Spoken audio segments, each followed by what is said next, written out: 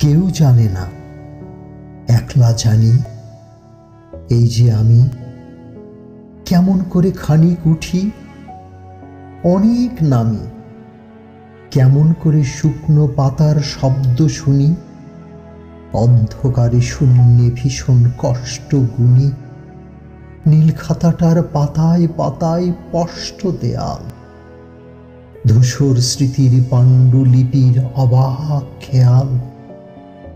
ঠকলে যেমন জীবন শেখে, আমিও শিখি, ক্লান্ত পাখির চোখের ভেতর জীবন লিখি।